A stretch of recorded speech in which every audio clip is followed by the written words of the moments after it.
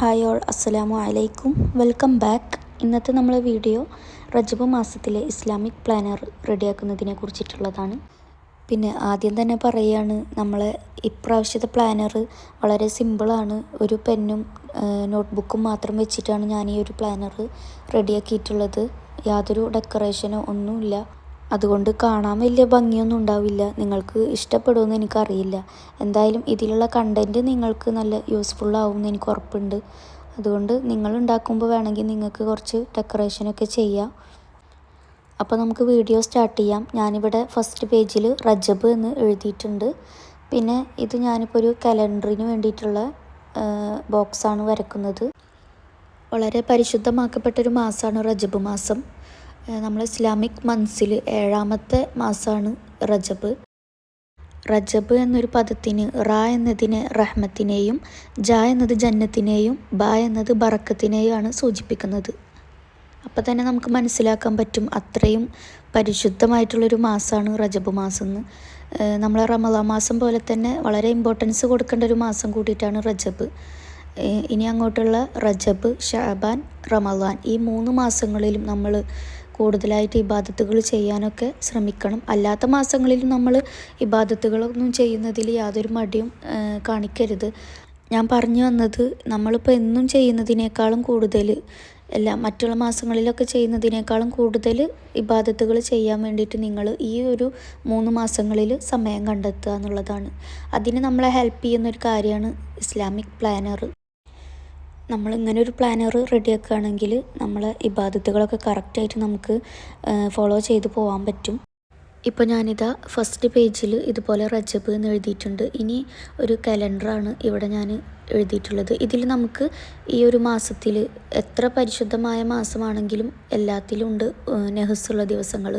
പിന്നെ എനിക്കൊരാൾ കമൻ്റായിട്ട് ചോദിച്ചിട്ടുണ്ടായിരുന്നു, എന്താണ് ഈ നെഹ്സുള്ള ദിവസം എന്ന് വെച്ചാലെന്ന്. നമ്മളെ ഓരോ ദിവസത്തിലും നല്ല ദിവസമുണ്ട്, മോശം ദിവസമുണ്ട്. അപ്പോൾ അങ്ങനെയുള്ള മോശം ദിവസങ്ങളെ പറയുന്ന പേരാണ് നെഹ്സ് ദിനങ്ങളെന്ന്. അങ്ങനെയുള്ള ദിവസങ്ങളിൽ നല്ല കാര്യങ്ങളൊന്നും ചെയ്യാൻ നല്ലതല്ല. അപ്പോൾ ആ ഒരു ദിവസങ്ങളൊക്കെ നമുക്ക് ഈ ഒരു കലണ്ടറിൽ മാർക്ക് ചെയ്ത് വെക്കാം. അതേപോലെ തന്നെ റജബ് മാസത്തിൽ ഓരോ ദിവസം നോമ്പെടുക്കുന്നതിനും നമുക്ക് കൂലിയുണ്ട്. ഇനിയിപ്പോൾ എല്ലാ ദിവസമൊന്നും നോമ്പെടുക്കാൻ നമ്മളെക്കൊണ്ട് പറ്റുന്നില്ലെങ്കിൽ നമുക്ക് തിങ്കളും വ്യാഴം നോമ്പെടുക്കാം. അതല്ലെങ്കിൽ നമുക്ക് കഴിഞ്ഞ റമളാനിൽ നോമ്പൊക്കെ കടം വീടാനൊക്കെ ഉണ്ടെങ്കിൽ നിങ്ങൾക്ക് ഏതൊക്കെ ദിവസമാണ് നോമ്പെടുക്കാൻ പറ്റുക അതൊക്കെ നമുക്ക് ഈ ഒരു കലണ്ടറിൽ മാർക്ക് ചെയ്ത് വെക്കാം. അടുത്ത പേജിൽ നമ്മൾ സലാഡ് ട്രാക്കറാണ് റെഡിയാക്കുന്നത്. ഇതിൽ നമ്മൾ കറക്റ്റായിട്ട് നിസ്കരിച്ചതും നിസ്കാരം നമുക്ക് കള ആയി പോയിട്ടുണ്ടെങ്കിൽ അതും, അല്ലെങ്കിൽ നമ്മൾ നിസ്കാരം കളഞ്ഞിട്ടുണ്ടെങ്കിൽ അങ്ങനെയുള്ള കാര്യങ്ങളൊക്കെ ട്രാക്ക് ചെയ്യാൻ വേണ്ടിയിട്ടാണ് ഈ ഒരു സലാഡ് ട്രാക്കർ കൊണ്ട് നമ്മൾ ഉദ്ദേശിക്കുന്നത്. അതിന് വേണ്ടിയിട്ട് ഞാനിങ്ങനെ ഒരു 6 കോളംസ് വരച്ചിട്ടുണ്ട്. എന്നിട്ട് നിങ്ങൾ ഈ വീഡിയോയിൽ കാണുന്ന പോലെ ഓരോ നിസ്കാരങ്ങളുടെ പേരും എഴുതി വെക്കുക. അങ്ങനെ 5 വഖത്ത് നിസ്കാരങ്ങളുടെ പേരും എഴുതിയിട്ടുണ്ട്. ഇനി ഏറ്റവും മുകളിലുള്ള കോളത്തിൽ നമുക്ക് 1 മുതൽ 30 വരെയുള്ള ഡേറ്റ് എഴുതി കൊടുക്കാം. ഇനി ഇതിൽ മാർക്ക് ചെയ്യേണ്ടത് എങ്ങനെയെന്നുള്ളതാണ്. നമ്മൾ കറക്റ്റ് ടൈമിൽ നിസ്കരിച്ചിട്ടുണ്ടെങ്കിൽ ടിക്ക് മാർക്ക് ചെയ്യുക. നമ്മൾ നിസ്കാരം കള ആക്കിയിട്ടുണ്ടെങ്കിൽ ഒരു ഹൈഫൺ മാർക്ക് ചെയ്യുക. ഇനി നമ്മൾ ആ നിസ്കാരം നമ്മൾ നിസ്കരിച്ചിട്ടില്ലെങ്കിൽ അത് കള വീട്ടുകയും ചെയ്തിട്ടില്ല എന്നുണ്ടെങ്കിൽ ക്രോസ് മാർക്ക് ചെയ്യുക. പിന്നെ നമുക്ക് പീരിയഡ്സിൻ്റെ ടൈമാണെങ്കിൽ 0 മാർക്ക് ചെയ്യുക. ഇത് നമ്മൾ എല്ലാ പ്ലാനറിലും ഒരേപോലെ തന്നെയാണ് ചെയ്യാറുള്ളത്. നിങ്ങൾക്ക് എന്തെങ്കിലും ചേഞ്ചസ് ഒക്കെ വരുത്തണമെങ്കിൽ വരുത്താം. അടുത്തത് നമ്മൾ സുന്നത്ത് നിസ്കാരങ്ങളെ കാര്യങ്ങളാണ് ട്രാക്ക് ചെയ്യുന്നത്. സുന്നത്ത് നിസ്കാരങ്ങളിൽ പ്രധാനപ്പെട്ട 2 നിസ്കാരങ്ങളാണ് തഹജ്ജുദും ദുഹായും. ഒരുപാട് നേട്ടങ്ങൾ അള്ളാഹു നമുക്ക് തരുന്ന 2 നിസ്കാരങ്ങളാണ് ഈ 2 നിസ്കാരങ്ങളും. അപ്പോൾ നിങ്ങൾ ഇതുവരെയും തഹജ്ജുദും ദുഹായും പതിവാക്കിയിട്ടില്ലെങ്കിൽ ഈ റജബ് മാസം മുതൽ നിങ്ങൾ പതിവാക്കുക. നിങ്ങളുടെ ലൈഫിൽ നല്ല മാറ്റങ്ങൾ വരുന്നത് നിങ്ങൾക്കറിയാൻ പറ്റും. ഇപ്പോൾ ഞാനിതാ 2 കോളംസ് വരച്ചിട്ടുണ്ട്. അതിൽ തഹജ്ജുദെന്നും ദുഹാന്നും എഴുതിയിട്ടുണ്ട്. ഡേറ്റ് പിന്നെ നമ്മൾ ഏറ്റവും മുകളിൽ എഴുതി വെച്ചിട്ടുണ്ടല്ലോ, അപ്പോൾ അതിൻ്റെ നേരെയാണ് ഈ കോളംസ് വരക്കേണ്ടത്. ഇനി ഇതിൽ നമ്മൾ മാർക്ക് ചെയ്യേണ്ടത് കറക്റ്റായിട്ട് നമ്മൾ തഹജ്ജുദും ദുഹായും നിസ്കരിച്ചിട്ടുണ്ടെങ്കിൽ ടിക്ക് മാർക്ക് ചെയ്യുക. ഇനി നിങ്ങൾ നിസ്കരിച്ചിട്ടില്ലെങ്കിൽ ക്രോസ് മാർക്ക് ചെയ്യുക. പീരിയഡ്സിൻ്റെ ടൈമാണെങ്കിൽ 0 മാർക്ക് ചെയ്യുക. അപ്പോൾ ഇതിലിങ്ങനെയാണ് നമ്മൾ മാർക്ക് ചെയ്യേണ്ടത്.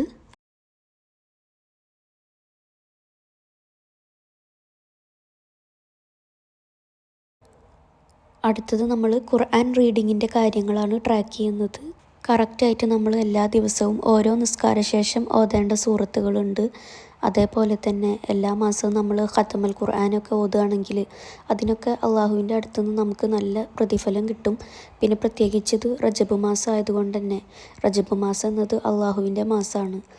അപ്പോൾ ഈ മാസം നമ്മൾ ഖത്തമുൽ ഖുർആൻ ഓതുകയാണെങ്കിൽ നമുക്ക് ഒരുപാട് എല്ലാ മാസത്തിനേക്കാളും നമുക്ക് കൂടുതൽ കൂലി അള്ളാഹുവിൻ്റെ അടുത്തുനിന്ന് നമുക്ക് കിട്ടും. അപ്പോൾ അങ്ങനെയുള്ള കാര്യങ്ങളൊക്കെ ട്രാക്ക് ചെയ്യാൻ വേണ്ടിയിട്ടാണ് നമ്മൾ ഈ ഒരു പേജ് റെഡിയാക്കുന്നത്. ഇനി ഓരോ നിസ്കാരശേഷം ഏതൊക്കെ സൂറത്തുകളാണ് ഓതേണ്ടത് എന്നുള്ളതാണ് ഇനി നമ്മൾ നോക്കുന്നത്. സുബഹ് നിസ്കാരശേഷം സൂറത്തു യാസീനാണ് ഓതുന്നത്. അപ്പോൾ അത് ഞാനിവിടെ എഴുതിയിട്ടുണ്ട്. ഇനി 1 മുതൽ 30 വരെയുള്ള ഡേറ്റും എഴുതി വെക്കുന്നുണ്ട്. അടുത്തത് ളുഹർ നിസ്കാരശേഷം സൂറത്തുൽ ഫത്ത്ഹാണ് ഓതുന്നത്. ഫത്ത്ഹ് സൂറത്ത് നമ്മൾ എല്ലാ ദിവസവും പതിവാക്കുകയാണെങ്കിൽ നമുക്ക് ഏതൊരു കാര്യത്തിലും വിജയം ഉണ്ടായിത്തീരും എന്നാണ് പറയുന്നത്. ഇതിലും ഞാൻ 1 മുതൽ 30 വരെയുള്ള ഡേറ്റ് എഴുതി വെച്ചിട്ടുണ്ട്. ഇനി നിങ്ങൾക്ക് ഇങ്ങനെ ചെയ്യാൻ താല്പര്യമില്ലെങ്കിൽ ഓരോ നേരത്തെ നമ്മൾ ചെയ്ത പോലെ തന്നെ ഓരോ കോളംസ് ആക്കിയിട്ട് വരച്ചാലും മതി. ഇനി നമ്മൾ അസർ നിസ്കാരശേഷം സൂറത്തു റഹ്മാനാണ് ഓതുന്നത്. നിങ്ങൾക്ക് സൂറത്തു റഹ്മാൻ അല്ലെങ്കിൽ സൂറത്തു നബ ഓതാം. ഞാനിവിടെ സൂറത്തു റഹ്മാനാണ് ഓതാൻ തീരുമാനിച്ചിട്ടുള്ളത്. ഇതും 30 വരെയുള്ള ഡേറ്റ് എഴുതി വെച്ചിട്ടുണ്ട്. ഇനി അടുത്തത് മഗ്‌രിബ് നിസ്കാരശേഷം ഞാൻ സൂറത്തു വാക്കിയ ആണ് ഓതാൻ ഉദ്ദേശിക്കുന്നത്. സൂറത്തു വാക്കിയ നമ്മൾ എല്ലാ ദിവസവും പാരായണം ചെയ്യുകയാണെങ്കിൽ നമ്മളെ ദാരിദ്ര്യം തന്ന് അള്ളാഹു പരീക്ഷിക്കില്ല. നമ്മളെ ജീവിതത്തിൽ ഒരു ബർക്കത്ത് ഉണ്ടാവും. അടുത്തത് ഇശാ നിസ്കാരശേഷം സൂറത്തുൽ മുൽക്കാണ് പാരായണം ചെയ്യേണ്ടത്. സൂറത്തുൽ മുൽക്ക് നമ്മൾ എല്ലാ ദിവസവും പാരായണം ചെയ്യുകയാണെങ്കിൽ ഖബറിലെ ശിക്ഷയിൽ നിന്നും നമുക്ക് രക്ഷ ലഭിക്കും. അതുകൊണ്ട് എല്ലാവരും ഈ ഒരു സൂറത്ത് എല്ലാ ദിവസവും ഓതാൻ വേണ്ടിയിട്ട് ശ്രമിക്കുക. ഇതുകൂടാതെ നിങ്ങൾ ഡെയിലി ഓതുന്ന വേറെ ഏതെങ്കിലുമൊക്കെ സൂറത്തുകൾ ഉണ്ടെങ്കിൽ അതൊക്കെ നിങ്ങൾ ഓതണം. ഇതിപ്പോൾ ഞാൻ ഓരോ നിസ്കാരശേഷം നമ്മൾ ഓതേണ്ട സൂറത്തുകൾ എന്നുള്ള നിലയിൽ എഴുതിയിട്ടുള്ളതാണ്. ഇതിലിനി നമ്മൾ മാർക്ക് ചെയ്യേണ്ടത് എങ്ങനെയെന്ന് വെച്ചാൽ നമ്മളെല്ലാ ദിവസവും ഇതിലിപ്പോൾ പറഞ്ഞ പോലെ കറക്റ്റായിട്ട് ഖുർആൻ ഓതുകയാണെങ്കിൽ ടിക്ക് മാർക്ക് ചെയ്യുക. ഇനി നിങ്ങൾ ഓതിയിട്ടില്ലെങ്കിൽ ക്രോസ് മാർക്ക് ചെയ്യുക. അത്രയേ ഉള്ളൂ. ഇനി അടുത്തത് നമ്മൾ ഖത്തമുൽ ഖുർആൻ്റെ കാര്യങ്ങളാണ് എഴുതുന്നത്. ഈ ഒരു പരിശുദ്ധമായ റജബ് മാസത്തിൽ നമ്മൾ ഖത്തമുൽ ഖുർആനൊക്കെ ഓതുകയാണെങ്കിൽ അതിന് അള്ളാഹുവിൻ്റെ അടുത്തുനിന്ന് ഒരുപാട് പ്രതിഫലം നമുക്ക് കിട്ടും. കാരണം ഇത് റജബ് എന്നത് അള്ളാഹുവിൻ്റെ മാസമാണ്. നമ്മൾ ചെയ്യുന്ന ഓരോ ഇബാദത്തുകൾക്കും അള്ളാഹുവിൻ്റെ അടുത്ത് നിന്ന് നമുക്ക് ഇരട്ടി പ്രതിഫലമാണ് ഈ ഒരു മാസത്തിൽ നമുക്ക് കിട്ടുക. ഇപ്പോൾ ഞാനിതാ ഈ ഖത്തമുൽ ഖുർആനിൽ 1 മുതൽ 30 വരെയുള്ള ജൂസ് എഴുതി വെച്ചിട്ടുണ്ട്. ഇനി നമ്മൾ ഓരോ ജൂസ് കംപ്ലീറ്റ് ചെയ്യുമ്പോഴും ഇതിൽ ടിക്ക് മാർക്ക് ചെയ്യുക. നമ്മൾക്ക് ഓരോ ദിവസവും ഓരോ ജ്യൂസ് കംപ്ലീറ്റ് ചെയ്യണമെന്ന് വിചാരിക്കുകയാണെങ്കിൽ യാതൊരു പ്രയാസം കൂടാതെ നമുക്ക് ഒരു ജ്യൂസ് കംപ്ലീറ്റ് ചെയ്യാൻ പറ്റും. അതിന് നിങ്ങൾ ഓരോ വക്ത് നിസ്കാരശേഷം 4 പേജ് വെച്ചിട്ട് ഖുർആൻ ഓതിയാൽ മതി. 20 പേജാണ് ഒരു ജ്യൂസ് എന്ന് പറയുന്നത്. അപ്പോൾ നമ്മൾ 5 വക്ത് നിസ്കാരശേഷം 4 പേജ് വെച്ചിട്ട് ഖുർആൻ ഓതുകയാണെങ്കിൽ നമുക്ക് ഒരു ദിവസം കൊണ്ട് തന്നെ ഒരു ജ്യൂസ് കംപ്ലീറ്റ് ചെയ്യാൻ പറ്റും.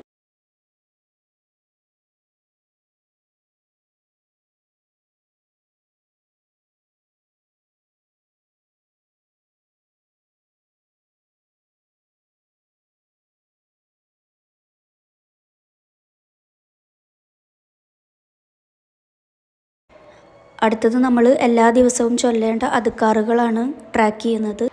ഇത് റജബ് മാസം ആയതുകൊണ്ട് തന്നെ ഈ ഒരു മാസത്തിൽ നമ്മൾ ചൊല്ലേണ്ട കുറച്ച് സ്പെഷ്യലായിട്ടുള്ള ദിക്റുകളൊക്കെ ഉണ്ട്. അപ്പോൾ അതൊക്കെ ഞാൻ ഇതിൽ കൊടുത്തിട്ടുണ്ട്. നിങ്ങൾക്കിപ്പോൾ ഈ സ്ക്രീനിൽ കാണുന്നുണ്ടാവും.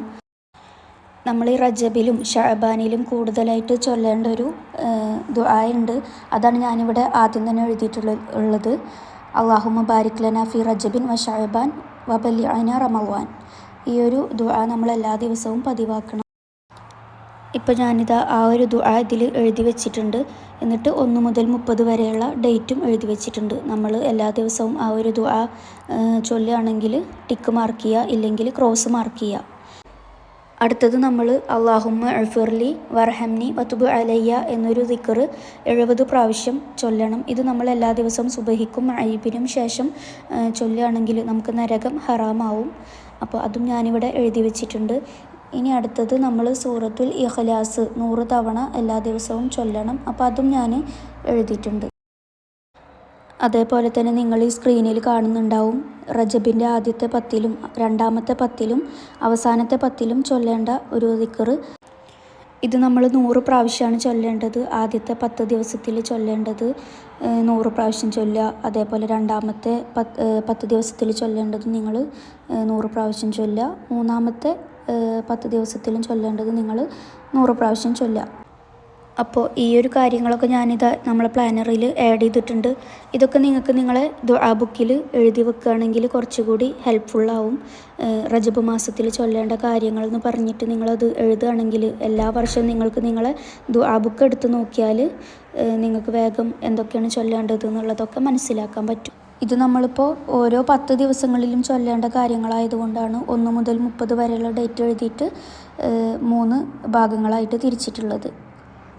ഇനി അടുത്തത് നമ്മൾ സ്വലാത്ത് ചൊല്ലുന്നതിൻ്റെ കാര്യങ്ങളാണ് എഴുതിയിട്ടുള്ളത്. നമ്മളെല്ലാ ദിവസവും ചുരുങ്ങിയത് ഞാൻ എല്ലാ വീഡിയോയിലും പറയുന്ന പോലെ ചുരുങ്ങിയത് നമ്മളൊരു 1000 സ്വലാത്തെങ്കിലും ചൊല്ലണം. അത് നമുക്ക് ഇഷ്ടമുള്ള സ്വലാത്തൊക്കെ ചൊല്ലാം. അപ്പോൾ അതും ഇവിടെ എഴുതി വെച്ചിട്ടുണ്ട്. പിന്നെ നമ്മൾ എല്ലാ ദിവസവും ചൊല്ലേണ്ട ദിക്റുകളൊക്കെ ഉണ്ടല്ലോ, അത് നമ്മൾ ദുആ ബുക്കിലൊക്കെ എഴുതി വെച്ചിട്ടുണ്ട്. അപ്പോൾ ആ കാര്യങ്ങളൊക്കെ നിങ്ങൾ ചൊല്ലുക. പിന്നെ കുറച്ച് പേരൊക്കെ കമൻറ്റിൽ ചോദിക്കുന്നുണ്ട് ദുആ ബുക്കിൻ്റെ ജേർണലിങ് കഴിഞ്ഞോ, ഇനി കംപ്ലീറ്റ് ആക്കില്ലേ എന്നൊക്കെ. നമുക്കതിൽ കുറച്ചും കൂടി കാര്യങ്ങൾ കംപ്ലീറ്റ് ആക്കാനുണ്ട്. പക്ഷേ എനിക്കൊരു അബദ്ധം പറ്റി. ഞാൻ നാട്ടിൽ നിന്ന് ഇങ്ങോട്ട് വരുന്ന സമയത്ത് ദുആ ബുക്ക് എടുത്തു വെച്ചു എന്നാണ് എൻ്റെ ഒരു ഓർമ്മ. പക്ഷേ ഞാനിവിടെ വന്നിട്ട് നോക്കുമ്പോൾ അത് കാണുന്നില്ല. അപ്പോൾ എനിക്ക് മനസ്സിലായി ഞാനത് എടുക്കാൻ മറന്നിക്കുകയാണെന്ന്. ഞാൻ എൻ്റെ ഹാൻഡ് ബാഗിൽ വെച്ചെന്നുള്ളൊരു ഓർമ്മയിലാണ് ഞാൻ ഇരുന്നിരുന്നത്. പക്ഷേ ഇവിടെ വന്ന് നോക്കിയപ്പോൾ കാണുന്നില്ല. ഇനിയിപ്പോൾ എന്തായാലും ഞാൻ ഇവിടുന്ന് ഒരു ബുക്കൊക്കെ വാങ്ങിയിട്ട് ആദ്യം മുതൽ എഴുതി ഉണ്ടാക്കണം എന്നാണ് ഞാൻ വിചാരിക്കുന്നത്. അപ്പോൾ ഞാൻ അതിൻ്റെ വീഡിയോസൊക്കെ ചെയ്യാം. അപ്പോൾ ഇന്നത്തെ വീഡിയോ ഇത്രയേ ഉള്ളൂ. നിങ്ങൾക്ക് ഈ ഒരു പ്ലാനർ യൂസ്ഫുൾ ആവുമെന്ന് ഞാൻ വിചാരിക്കുന്നു. നിങ്ങളുടെ അഭിപ്രായങ്ങളൊക്കെ കമൻ്റായിട്ട് അറിയിക്കാൻ മറക്കരുത്. അപ്പോൾ ഇൻഷാ അല്ലാഹ് ഞാനിനി അടുത്ത വീഡിയോ ആയിട്ട് വരാം.